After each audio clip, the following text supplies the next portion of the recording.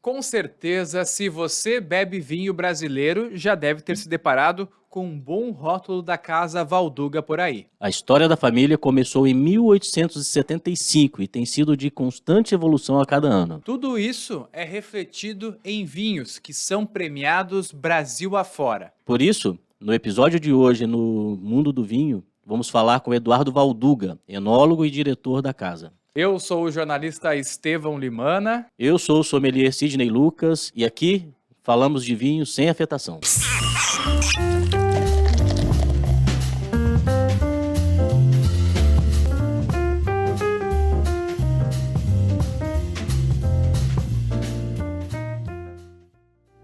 E é com muito prazer, então, que a gente recebe aqui no podcast No Mundo do Vinho, Eduardo Valduga, diretor da família Valduga, um dos enólogos, um grande amigo aí que o mundo dos vinhos trouxe pra gente. Eduardo, vai aparecer aqui na nossa televisão, seja muito bem-vindo ao podcast do Mundo do Vinho. Ficamos muito felizes por você ter aceitado o nosso contato, o nosso pedido para estar aqui junto. A gente sabe que a agenda deve ser corrida, muitas coisas, mas a gente agradece o teu carinho aí. Muito obrigado. Imagina, família, no mundo do vinho, o mais gostoso é investir nosso tempo nos amigos e na família. Esse é o tempo mais precioso que a gente leva comigo. É verdade. E, Sidney, não é diferente, né? A gente fala de algo que a gente ama, que são os vinhos, que é essa tradição, a cultura de beber vinho, e falar com pessoas que têm um legado tão importante no Brasil, têm uma tradição tão importante que eu acho que passaram essa cultura do vinho para frente. Eu acho que é incrível, né? Eu fico muito feliz e emocionado de poder participar disso. Vinho envolve paixão, né? Não tem... Quem está envolvido com vinho está ali sempre por paixão, né? Não é dinheiro, até porque ganhar dinheiro com isso é difícil, né? Não é fácil. Então a paixão tem que estar sempre em primeiro lugar e é isso que faz a gente prosseguir. E hoje é um motivo de grande alegria para a gente receber uma das famílias mais tradicionais, aí, uma das famílias pioneiras na elaboração de vinhos do Brasil, e é uma das famílias que abriu o mato, né? Que desbravou e que fez a carruagem começar a engrenar. Obrigado, Eduardo, por estar aqui com a gente. Imagina, Sidney comentou um assunto muito legal. Está em moda também, né? Porque estamos falando de empreendedorismo, estamos falando de paixão. Um dia nós podíamos tocar no assunto como sobreviver construindo uma vinícola. Não deve ser fácil, né? Não é fácil, mas eu acho que a gente pode dividir todos os percalços que por mais de 100 anos a família já vem acumulando no know-how. Esse know-how a gente tem que passar adiante. Com certeza. O que tem que ser feito, o que já não pode ser feito mais, o que leva uma vinícola a perder a estrutura financeira para investir nos seus vinhos. Porque, claro, você não pode dizer que nenhuma vinícola gera resultado, porque senão ela não existiria como negócio, ok? Mas dá para concluir que um projeto de vinícola como negócio, quando ela investe seu resultado no próprio vinho, entregando para os investidores patrimônio, marca, isso também é gerar valor, e um valor bastante importante. Com certeza. Então é mais uma renda que o investidor pode ter. E eu quero muito passar isso adiante, porque às vezes a gente aprendeu um pouco no... Como é que eu vou dizer? Na no porrada, braço. Né? Eduardo, isso no braço. A questão monetária, o dinheiro é importante, mas o que faz uma marca perdurar no mercado e criar um conceito é o valor. Né? O valor é mais importante até do que, num primeiro momento, do que o resultado financeiro, né? Que, claro, vem com o tempo e precisa que o tempo seja bem alongado para chegar, né? Então, mas a primeira coisa é gerar valor, muito bem falado aí. Eduardo, antes da gente... Você falou muito bem. Da gente se aprofundar nesse assunto, nós recebemos um presente aqui da Casa Valduga no nosso estúdio aqui, ó. Quem está nos assistindo vai ver. Temos aqui, ó, você também tá aí, a gente vai fazer um brinde aí à distância. Temos um Merlot 2018 da Casa Valduga, Terroir, um rótulo lindo. Esperamos que... vamos experimentar daqui a pouquinho. O Sidney vai fazer as honras pra gente. Daqui a porque pouquinho, daqui a pouquinho nada, né? O homem é rápido. Aqui a gente gosta de começar a conversa e experimentando, degustando, né? E com certeza é um vinhaço da Casa Valduga. Eduardo, pra gente começar o nosso papo, enquanto o Sidney faz as honras, a gente sabe, você hoje é da família Valduga, é uma das gerações, das últimas gerações que está envolvida aí com o processo produtivo do dia a dia, é enólogo, também está à frente da cervejaria Dona Leopoldina. São vários projetos. Eu soube até que o Eduardo Valduga é piloto foi piloto da Força Aérea, voa de balão, é um cara assim, Sidney, que tá em todas as áreas, vai flutuando, né, literalmente por diversas áreas. É vida louca. Mas Eduardo, Exatamente. Eduardo, estamos aqui degustando esse vinho e eu gostaria que tu pudesse falar um pouquinho para nós, qual é essa tua paixão do vinho, como é que começou tudo isso, como é que é vir de uma família que está ligada ao mundo do vinho há tanto tempo, enquanto nós fazemos um brinde aqui no estúdio. Saúde, gente. Saúde. Eu acho muito fundamental começar uma conversa degustando vinhos, né? Gente, o tema da questão do envolvimento, eu sou a 6ª geração da família Valduga, hoje na frente dos projetos, né? No que tange a responsabilidade de manter isso aqui por mais 140 anos. Comigo, mais importante do que tudo, tem a minha família junto. Hoje meus primos me ajudam na gestão de várias empresas. Hoje o grupo é uma composição por mais de vários, vamos dizer assim, tem o vinho, nós temos negócios complementares que veio em seguida como a Casa Madeira. A Casa Madeira é uma história fantástica, onde a gente elabora sucos e geleias. Hoje também está se tornando uma empresa de todo o ramo alimentar. Tem a parte da Ponto Nero, é uma empresa fantástica, também do Grupo Família Valduga, que elabora espumantes pelo método Charmat. Nós temos a Domino, que a gente trabalha junto com rótulos e origem de vinhos do mundo inteiro. Nós temos a cervejaria Leopoldina. Nós temos também a questão de pousadas e restaurantes do Grupo Família Valduga. No Lui Gastro, um restaurante na parte no que tange a Finger Foods, um wine bar. E lançamos agora recentemente a Família Valduga Experience, que é uma loja e um local de experiência de todas as marcas do Grupo Família Valduga, com a primeira loja na própria cidade de Bento Gonçalves, traçando... Vamos dar um exemplo de aproximação do B2C, né, da marca com o consumidor final, para que os nossos parceiros do B2B tenham mais força no que tange a explicação, no que tange aquele reconhecimento da marca com o consumidor final. E essa ideia desse último negócio aí que está começando agora é espalhar pelo Brasil? Hoje, inicialmente, nós estamos com uma vontade de... Ela está uma loja no soft open, abrindo, fecha, não, no sentido que essa experiência não combina direito com a marca, então a gente bota. É muito bacana no sentido da configuração de um grande projeto maravilhoso que, se destacando, nós encontrando a fórmula do dia a dia, né, no trabalho do dia a dia, a gente pode expandir não só para o Brasil, né? Eu acho que a gente está pensando num projeto de experiência de atuação no mercado brasileiro, onde a Valduga participa, e também onde a gente exporta. A gente exporta para alguns países foco e quem sabe lá também entregar experiência. Ah, bacana, que legal, hein? São lojas temáticas, então só produtos Valduga, né? Tudo que é Valduga são uma store com... Fantástico. Que legal, que bacana. Isso. É uma loja de espaços experiências por marca. Então todas as marcas do Grupo Família Valduga estão unidas nesse espaço. Eduardo, e conta pra gente então, você tá aí há um grande tempo junto com a família Valduga, dá pra dizer que cresceu no meio do vinhedo, né? Imagina só, você ser criança e brincar no meio do vinhedo, deve ter sido mais ou menos assim essa infância de estar junto aí com o pessoal, com a família, né? Que está há mais de um século produzindo vinhos no sul do Brasil, no Rio Grande do Sul, esse estado tão querido vizinho aqui nosso de Santa Catarina.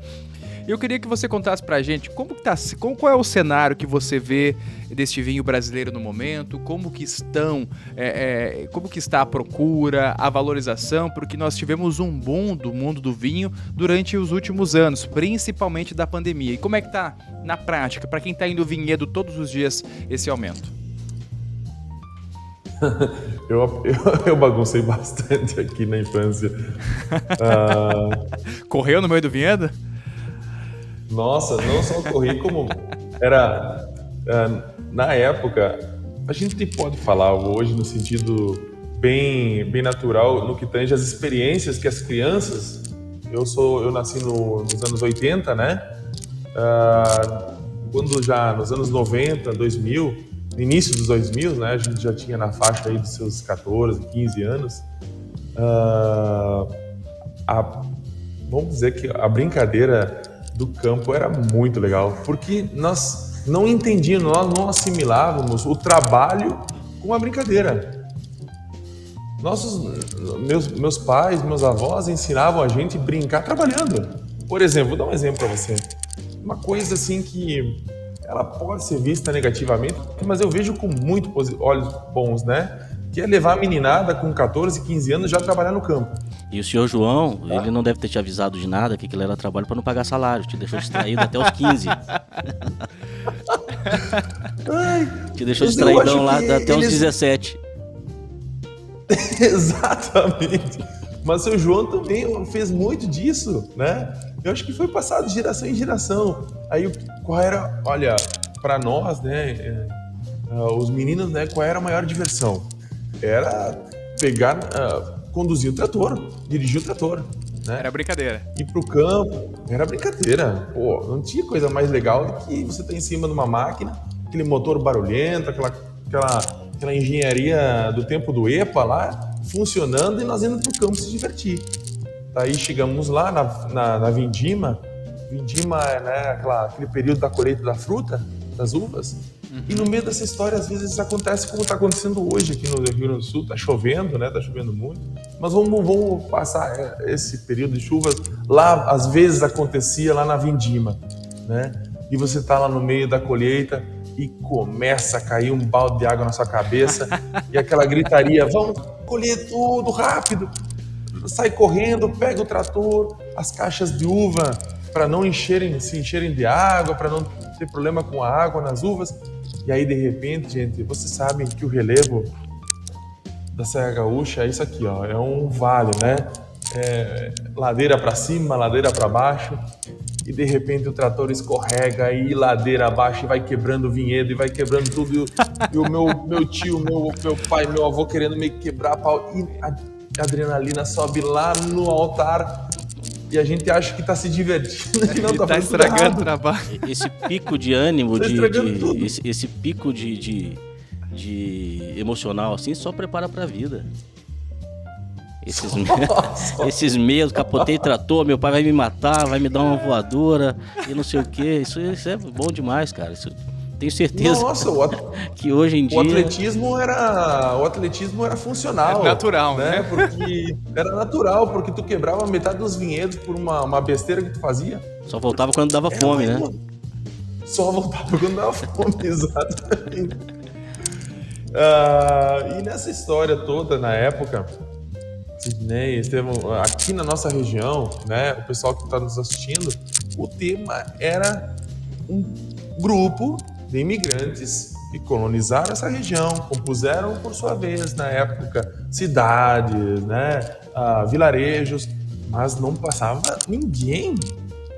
Esse negócio aqui do Vale dos Vinhedos tem que ser estudado, tem que ser avaliado e tem que ser replicado por todas as regiões do Brasil para o desenvolvimento, porque nós estamos falando de uma região agrícola com nenhuma procedência. E, de repente, nesse trabalho, nessa persistência desse projeto, hoje ser visitado por mais de 2 milhões de pessoas só na cidade de Bento Gonçalves é muito bacana. É um case de sucesso hoje, mas que foi construindo aos poucos ali, aprendendo a fazer no dia a dia, né? Com certeza é uma coisa que tem que ser compartilhada. Por exemplo, exatamente, nós temos um belíssimo projeto que se chama Pomerode, né? Que não tem como não destacar, não tem como não ir visitar quando está em Blumenau. Aqui no ladinho, né? Do ladinho, é uma região turística, e toda vez que eu vou para lá, tem um projetinho novo daqui, de lá, colar, né? Para não faltar com a lembrança de algum amigo que está começando com o projeto, né? Aqui no Vale dos Vinhedos também foi assim. Era a região Leopoldina, Estevão, foi daí que nasceu o nome da cervejaria. Oh, que bacana. Por quê? Olha só essa história, olha que bacana. Então vocês vão agora entender como é que foi o nome da cervejaria.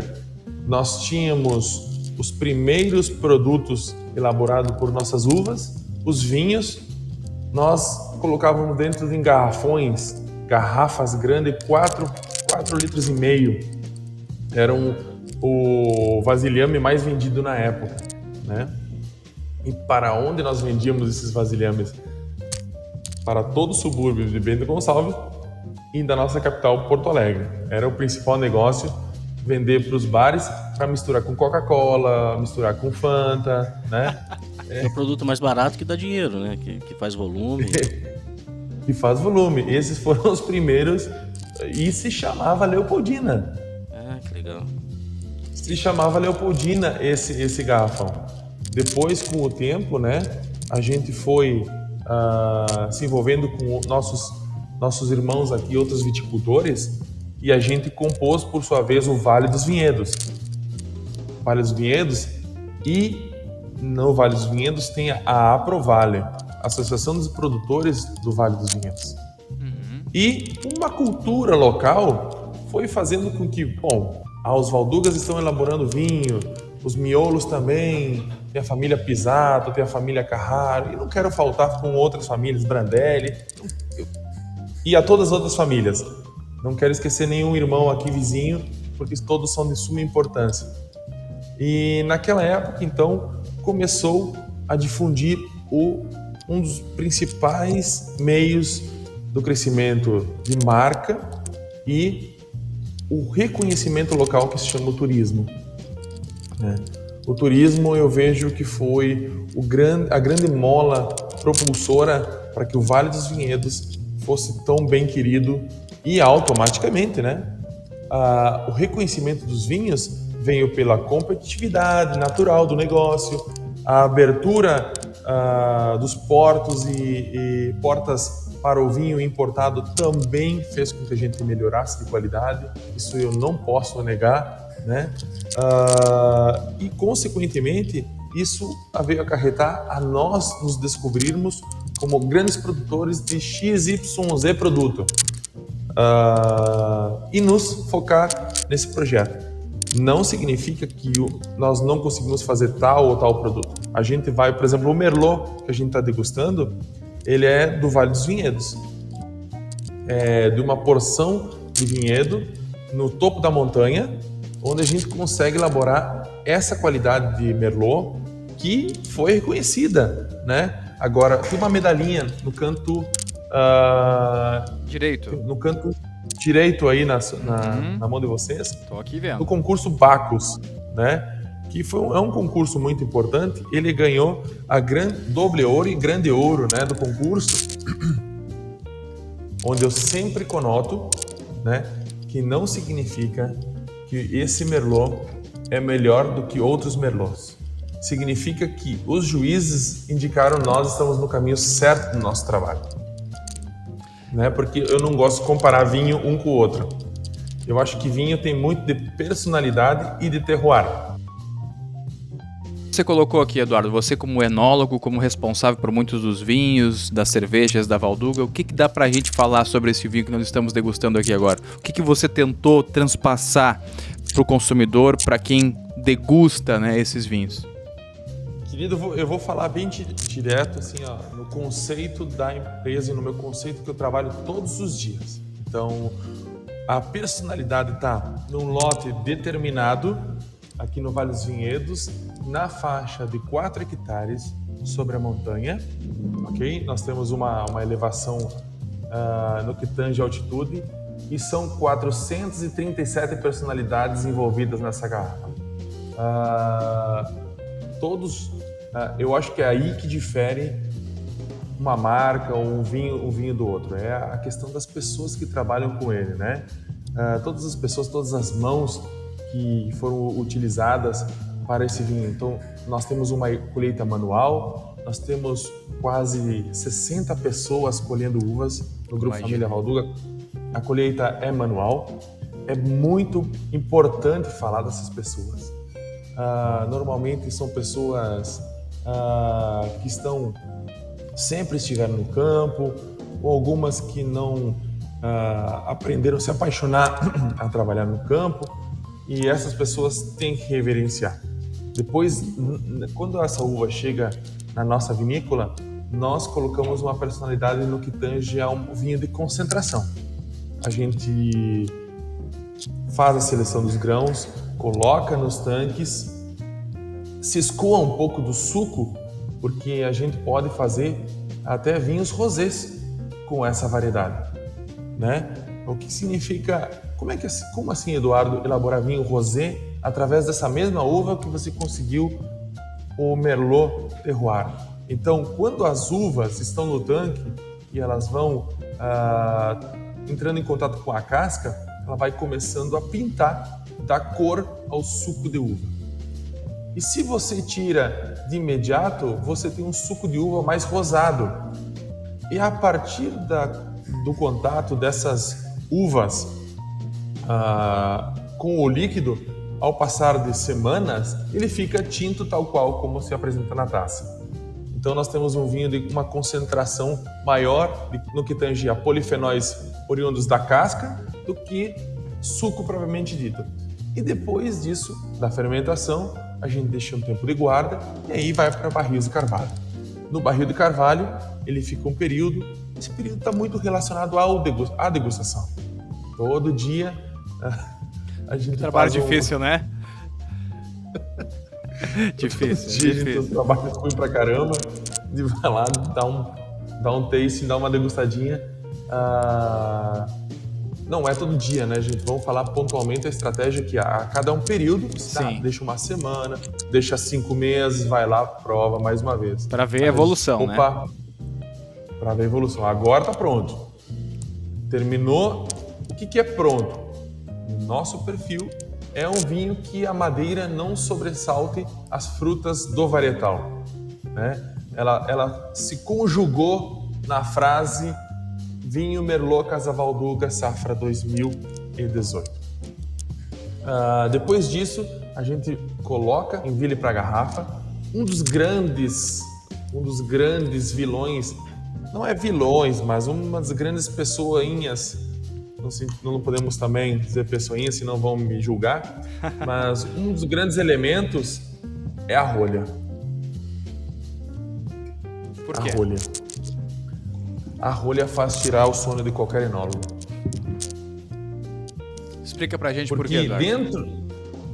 Porque no meio desse mundinho aí cilíndrico, tem uma galera, ou supostamente elas não estão aí dentro, que podem contaminar o vinho, né? Que podem, por exemplo, assim, o vidro por si só é uma embalagem inerte, né, ao vinho, não entrega sabor, perfume nenhuma, mas a madeira que a gente usa, a casca, né, da madeira da nossa querida planta, o subreiro, como Portugal faz a nomenclatura dessa planta, esse carinha aí dá uma dor de cabeça muito importante para os enólogos. Então a gente cuida bastante as rolhas quando a gente vai engarrafar. Se tem uma estanqueidade, porque ela tem uma memória elástica, né? Ela é prensada, coloca dentro do bico da garrafa, prensado, coloca no bico da garrafa. Esse espaço de ar aqui que fica, não sei se vocês estão conseguindo ver aí, Sim, estamos vendo. esse espaçozinho de areia. Esse espaço, normalmente, ele é preenchido por um gás inerte, nitrogênio ou gás carbônico, para que não tenha um envolvimento do oxigênio propriamente dito na oxidação do vinho. E essa rolinha aqui, ela tem uma memória elástica, ela tende a se dilatar, dar a estanqueidade na garrafa, e quando a gente virar ou guardar ela, supostamente o vinho não pode escorrer na parte externa da garrafa. Porém, se tem uma rolinha contaminada, aí a dor de cabeça vem. Por quê? É um fator que o enólogo ou a vinícola não consegue manipular por completo. Então, às vezes ou acredito na sua grande maior parte, que quando a gente tem a degustação no restaurante, é para identificar alguns probleminhas que podem vir a ocasionar pelo tapado da garrafa. Porque nenhum enólogo seria louco, né, de colocar vinho ruins ou com algum probleminha dentro da garrafa, né? Eduardo, partindo desse pressuposto aí, a aceitação do screw cap por parte dos consumidores seria o sonho de todo enólogo, né? A pergunta do Sidney, muito, muito legal essa pergunta dele. E quanto mais a gente pode entrar num consenso que... Vamos lá, vou perguntar para vocês dois. Vamos lá. Nós temos um vinho elaborado por nós três que fez com que a gente esperasse 10 anos ou 40 anos por esse vinho. Beleza. Mas como assim, Eduardo, 40 anos? Um grande vinho que a gente identifica através de uma boa safra, né? Que nós recebemos como legado um vinhedo de 37 anos. É uma boa data no vinhedo. Tá me ouvindo? Sim, pode continuar. Aí nós vamos elaborar ele dessa mesma porção. Aí o Sidney diz assim, Eduardo, eu quero um pouco menos de barrica. Aí o Estevão diz assim, eu gostaria um pouco mais de longevidade em garrafa. Ok, e a gente vai trocando ponto de vista no que tange a qualidade do vinho entre nós três. E esse vinho, por um conceito que o Sidney falou no início, tratado de paixão tem algumas regras que não mudam, né? E não está atrelado pontualmente à técnica ou ao mecanismo moderno, está atrelado à paixão, ao regramento do fundo do coração, de passado de pai para filho, de filho para neto e assim sucessivamente. A gente tem um projeto de 40 anos, a gente fica até com dó de botar uma tampa rosca. Eu ficaria da mesma forma, ficaria. Não, mas está atrelado a exclusivamente paixão. Sim. E códigos. Mas agora o Sidney, vamos dizer que o Sidney é o cara muito mais matemático, mais excêntrico à qualidade do projeto. Ele tem total direito de defender de nós botar tampa rosca nesse projeto, né? E brigar com nós. Então, ter ou não ter tampa rosca nunca está atrelado pontualmente à qualidade do vinho. Está atrelado pontualmente à filosofia, às paixões, a algum regramento emocional que a vinícola ou o enólogo tem para aquele produto. Mas se o Sidney, como nós três somos uma mesa de enólogos e queremos elaborar nosso vinho de 40 anos, se o Sidney bater e nos provar que esse vinho nós trabalhamos e tem que ter seguranças de condições organolépticas, não pode ter sabor nenhum, de rolha, e aí nós vamos ter que ceder. E aí, Cid, o que tu escolheria? Pois é, essa coisa romântica do vinho é legal e tem que ser preservada. Mas também tem um lado prático que o preconceito com ele atrapalha bastante também, né? A tampa de rosca, ela é menos romântica e tal, mas ela é uma maneira de fechar, talvez até mais competente do que a rolha natural, né, Eduardo?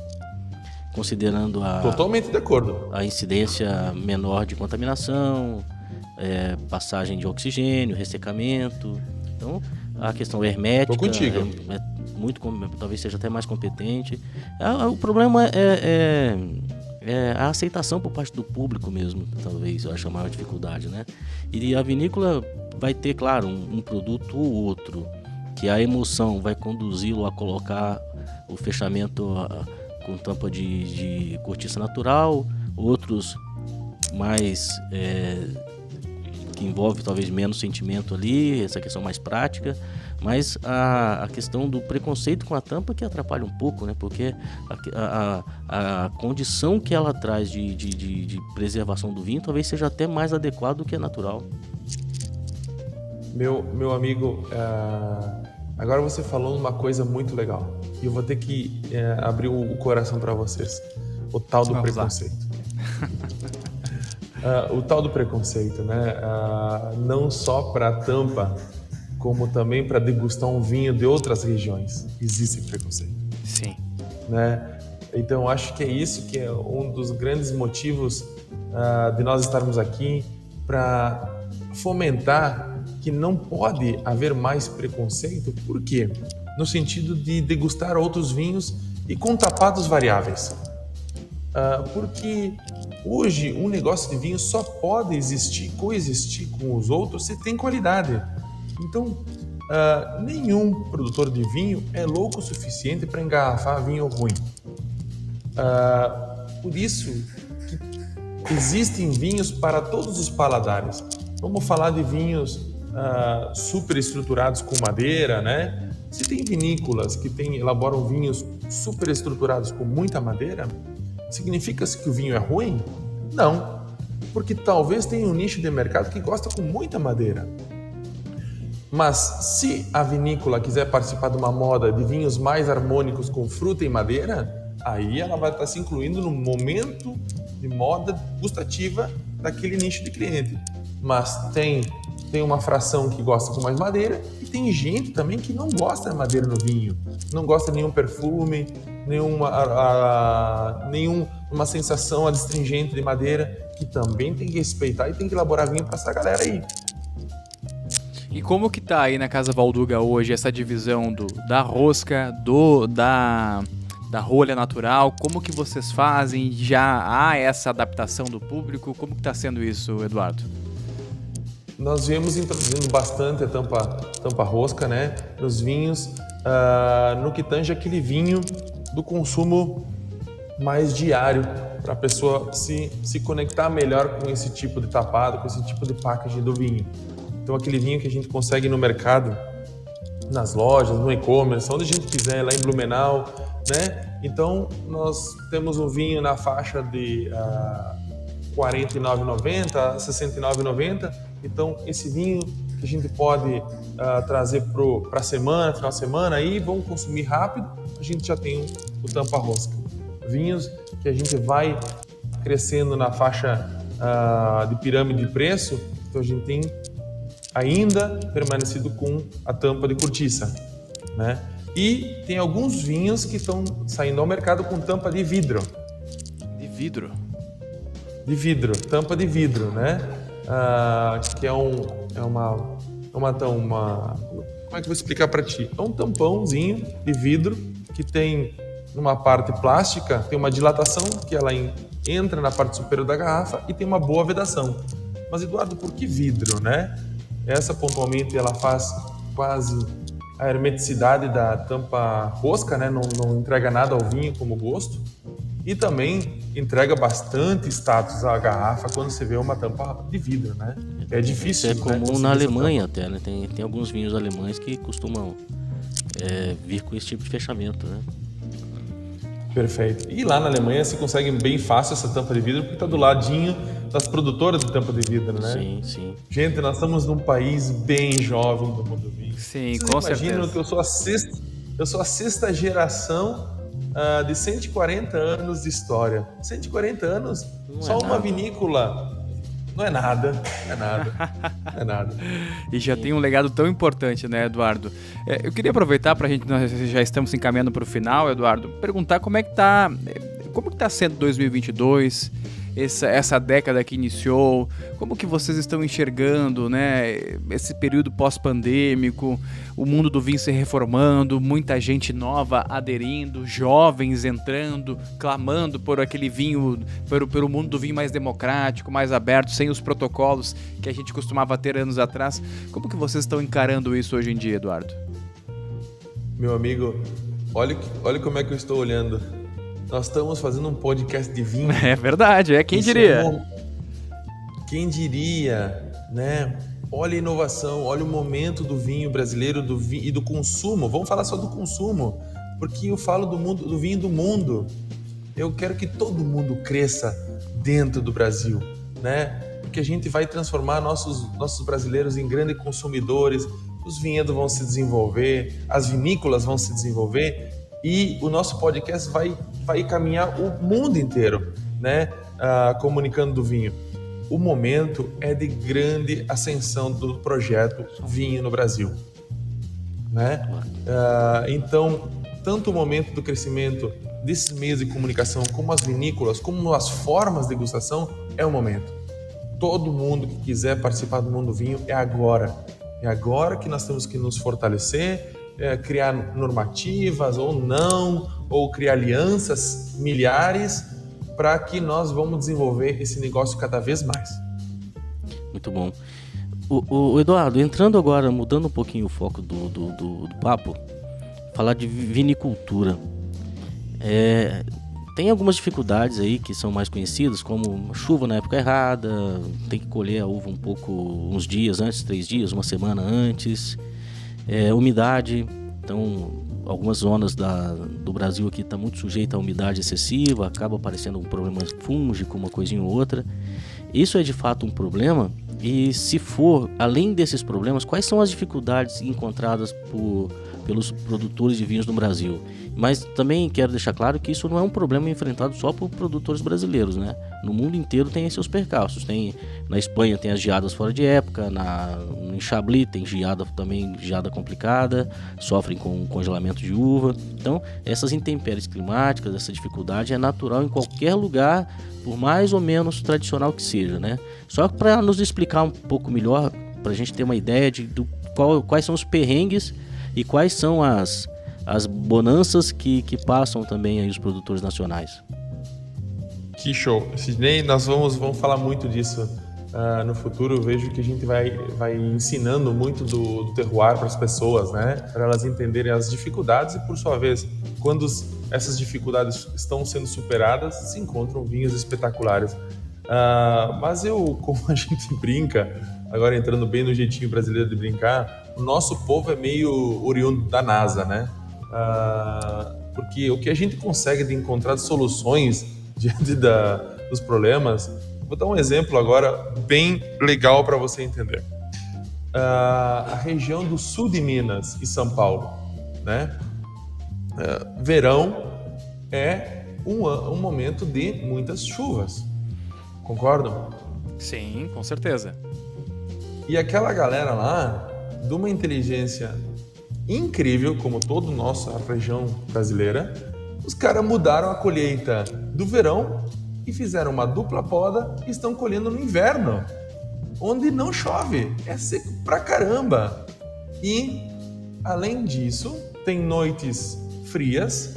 Outro dia estava lá, porque já estamos fazendo parte daquele projeto, né? Então nós estávamos de noite, batendo os queixos a 5 graus, no campo, e durante o dia, seus 28, 29 graus, maravilhosos, e com uma questão de pluviometria muito baixa, onde as uvas podiam se desenvolver e ter uma maturação muito boa. Então, grandes vinhos estão sendo elaborados naquela região. Por sua vez, né, aqui no sul, um dos projetos, né, que é os espumantes, que vocês vão me ajudar, vocês dois, e toda a parte da mídia vão me ajudar a construir um nome para o produto espumante, né? Nós temos que ter um nome próprio. É verdade. Eu bato muito nessa tecla, porque depois nós podemos, o Sidney pode ser o futuro Steven Spurrier. Olha. E fazer uma degustação, já que ele lida forte com essa questão da parte dos vinhos, dos vinhos internacionais, vinhos nacionais, né? Ele poderia fazer uma degustação desse novo projeto brasileiro, não verso, né? Mas no sentido de brincadeira gostosa, de nós mostrarmos o quanto o espumante brasileiro está se destacando. Então, aqui no Sul, Sidney, a gente tende a podar um pouco mais antecipadamente as vinhas, para elas se destacarem na brotação, na maturação dos cachos e a colheita antecipada. Por quê? Porque as uvas de espumantes, elas não precisam, né, para o que a gente quer conquistar na elaboração, nós não queremos a maturação plena. Nós colhemos de maturação antecipada, onde a gente tem menos açúcares, um grau, vamos dizer, um equilíbrio entre a balança açúcar e ácidos naturais da uva, né? Ela um pouco mais mediana, para nós termos espumantes mais frescos. Os nossos cultivos, as tecnologias de poda verde. O que é poda verde, Eduardo? A poda normal, eu tiro os galhos na parte de inverno, e quando começam os galinhos, as folhas, né, a brotarem, existe uma outra poda, um corte de alguns galhos que vão trazer mais arejamento, mais presença do sol no meio das uvas, né, para diminuir essa umidade e, consequentemente, nós termos um resultado de frutos de altíssima qualidade. E por espumantes tem dado uma receita muito boa. E esses espumantes são espetaculares, né? Assim, são espetaculares e a gente sabe que são premiados no mundo inteiro. Ano passado eu tive o privilégio de poder degustar algumas bases, né? Também na Avaliação Nacional de Vinhos, que eu participei em Florianópolis. Realmente é algo espetacular. Maria Valduga é melhor do que muito champanhe industrializado que chegou ao Brasil. Olha aí, ó. Ó, já começa a picância para começar a degustação, né? Vou começar a provocação. Eu adoro essa provocação. É a provocação. Esse é o início da conversa. Sidney Spurrier gostou da ideia. O Sidney Spurrier, o ódio tá na mesa já, né? Esse tem que ser o nome comercial agora. Já trocamos aqui, não é mais Sidney Lucas. Já que é pra comprar briga, vamos comprar briga com o gigante logo. Vamos, Sidney. Acredita em mim. Um de nós, a gente tem que começar a comprar essa briga. Todo o exército vitivinícola brasileiro vai estar do teu lado. Vai estar junto. E é pesado esse exército aí, hein? É pesado. Nossa! A gauchada vem de bombacha, bota com a guaiaca bem laceada e vai embora, né? Mas, Estevão, lembra que agora no mundo do vinho, quando a gente falar de Brasil, não é mais só do Sul, hein? É verdade. Santa Catarina, é todo o país. É Minas, São Paulo. Eu sempre... Tem regiões Eu sempre levanto a bandeira. Desculpa, Sidney. Não, eu que te interrompi, pode falar. É que hoje, quando eu levanto uma bandeira, a bandeira é do vinho brasileiro. Não é mais o Sul.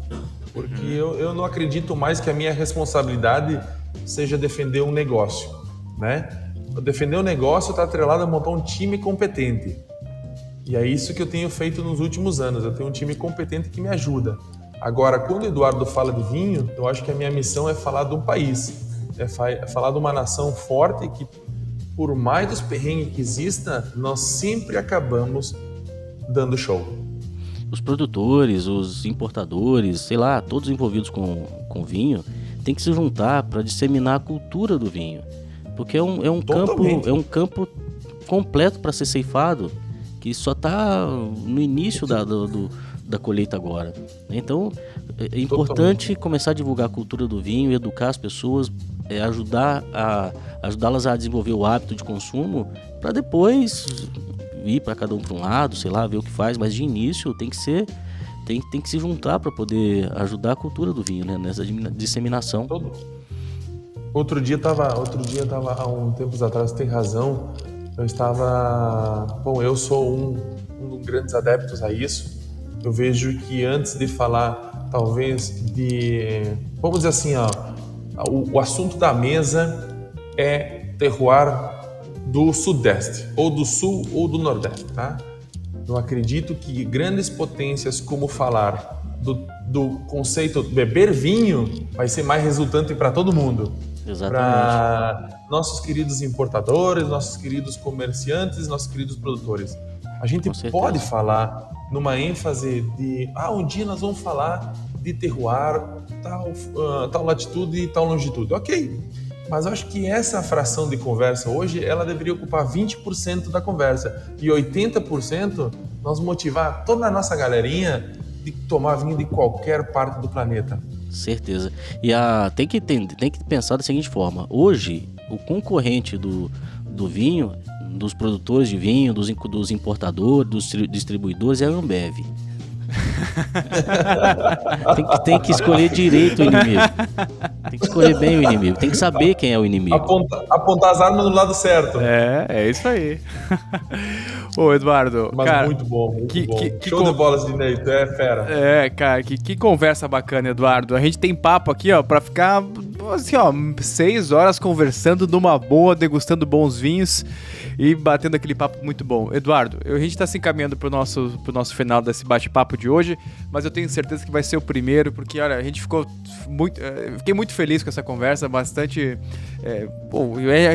a gente aprendeu um monte junto com esse legado da família Valduga, e essas brincadeiras são muito úteis justamente pra gente disseminar essa cultura, esses valores e essa paixão que nós temos, e com certeza o Eduardo tem. O Eduardo é simpático, acessível, é muito bom esse sotaque que o Eduardo preserva, eu acho que essa é a alma do vinho brasileiro também, é a raiz, é a tradição que tá aí de mais de 140 anos que a Valduga traz.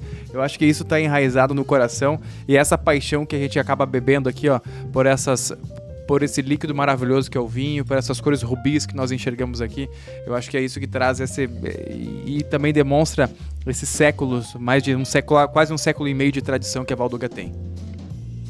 Mas nós queremos envolvimento do nosso público, do nosso público, né? Então nós vamos mandar uma caixa de vinho Merlot, que nossos queridos âncoras estão degustando, e uma caixa de espumante.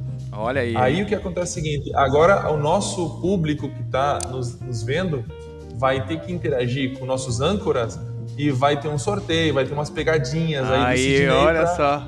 Ganhar presente no mundo do vinho, hein? A gente vai fazer sim. Vamos lá, é pra agora, Eduardo. Vamos fazer esse pessoal se mexer, então. Vamos se mexer, vamos ativar, porque esse podcast vai estourar, tá? Nós estamos juntos, tá? E nós queremos que agora inventar 1 milhão de coisas. Nós somos uns legítimos inquietos, insaciáveis. Vamos trazer o podcast para Bento, para o Nordeste, para a Ásia, não importa. Nós vamos fazer esse projeto ser um sucesso total, como é a cultura do trabalho do brasileiro. A ideia é essa, não descansar enquanto não der certo, e depois que der certo, continuar sem descansar. Quem sabe um dia lá em Bento, hein? A gente lá gravando lá dentro da vinícola, fazendo algo bacana. Que tal, hein? Show de bola. Vocês já são meus convidados. Tem lugarzinho aqui, e aí 2-3 horas de gravação e 18 horas de trabalho girar a garrafa. É isso aí. E um voo de balão pra fechar, né, Eduardo? O voo de balão, com certeza. Certo. Eduardo, muito obrigado pela participação. A gente fica muito agradecido. Um bom aí restante de semana de trabalho, e com certeza vamos degustar mais vinhos da Casa Valduga juntos aqui no podcast do Mundo do Vinho. Eduardo, também te agradeço demais pela atenção que você nos deu. Muito gratos por isso, tá? E as portas vão estar sempre abertas aí pra vocês. E o povo de Blumenau tá com saudade do Eduardo Valduga aqui, da Dona Leopoldina, da cerveja com vinho. Isso é um outro tema bacana, muito bom de falar. O povo tá com saudade aqui, Eduardo. Essa pode ser uma das pautas quando vocês quiserem. Bom, eu sou apaixonado por Blumenau, a região aí. Sidney, Estevão, muito obrigado. Vocês são fenômenos. Acredito muito no trabalho de vocês. Tá um trabalho muito lindo. Contem comigo, contem com os viticultores brasileiros, porque nós vamos fazer história, né? Vocês imaginam, o primeiro enólogo no ar aconteceu, né? O primeiro flying winemaker, né? O primeiro louco do vinho já... E não poderia ter sido melhor. Podcast voar. Vamos lá, vamos sim, voando literalmente. Um abraço, Eduardo. Abraço, tchau. Um abraço, família. Tchau, tchau.